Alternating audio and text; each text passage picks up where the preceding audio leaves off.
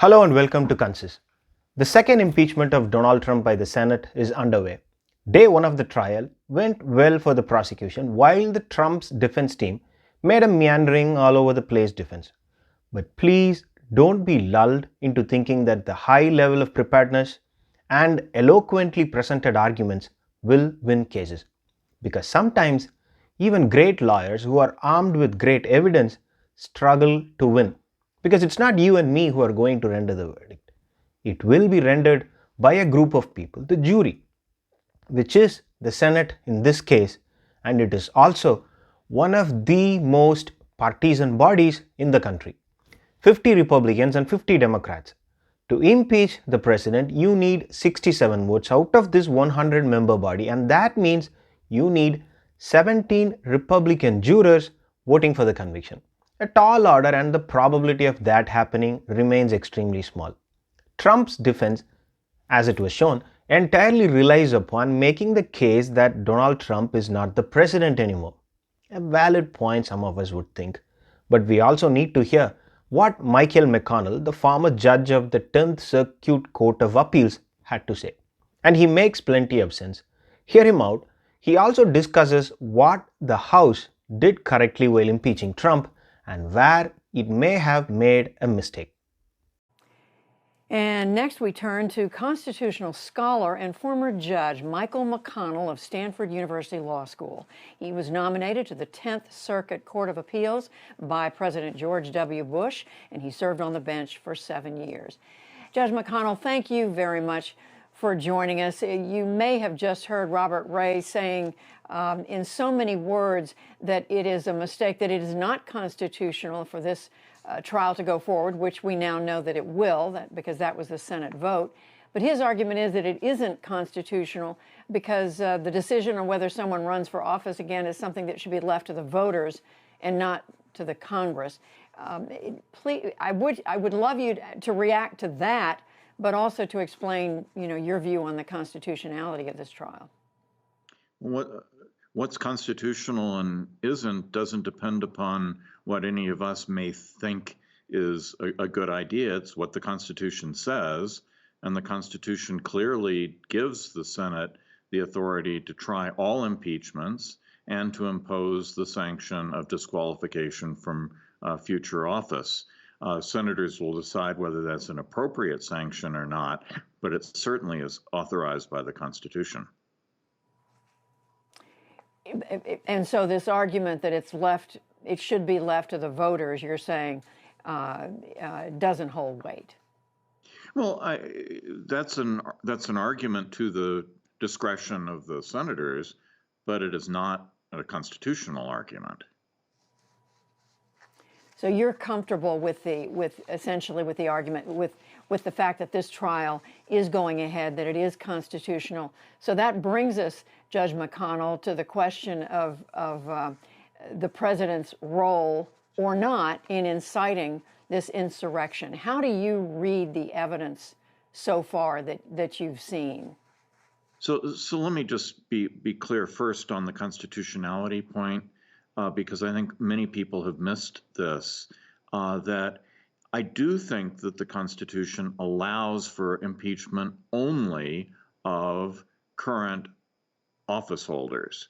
But Mr. Trump was impeached when he was president of the United States on January 13th. So that requirement is met. Once the House impeaches, there's a separate provision of the Constitution that gives the Senate the power to try all impeachments. So while I do agree that impeachment is limited to current officers, that does not disqualify this particular proceeding. Now, as to the incitement, we haven't seen all the evidence yet. I think the House made a serious mistake in framing this impeachment in terms simply of the criminal law of incitement, because I think it will invite people to treat this as if this was a criminal prosecution of Mr. Trump. It is not. This is an impeachment, a trial of an impeachment, not a criminal trial for incitement. I doubt very much that Mr. Trump could be convicted of the crime of impeachment, of incitement. But that's not what the Congress is limited to. The question here is whether Mr. Trump committed high crimes and misdemeanors, which is a term of art which extends beyond mere violations of the criminal code to serious abuses of the office, and would include such things as attempting to persuade officers of the states to disregard election results after proper challenges to those election results had been properly pursued in the courts and rejected. It would include the failure of Mr. Trump to take any action to stop the riot when it was taking place, when he was in the very best position to do that. The president does have the duty under the Constitution to take care that the laws be faithfully executed. So just very quickly, the wording instead of incitement to insurrection, in your view, would have been stronger if it had been worded how? I think that it should have, and it should not have been framed in terms of the precise words of a criminal violation, and it should have included both the attempts to persuade officers not to certify properly cast voting results, and also the failure of the president to take steps that he should have taken to end the riot. Former Judge Michael McConnell, now a professor at Stanford Law. Thank you very much. We appreciate it. Trump was not impeached by the House after he became the former president. He was impeached when he was the president. So this whole back and forth on the constitutionality of the impeachment by the Senate looks like an argument that does not have a proper mooring.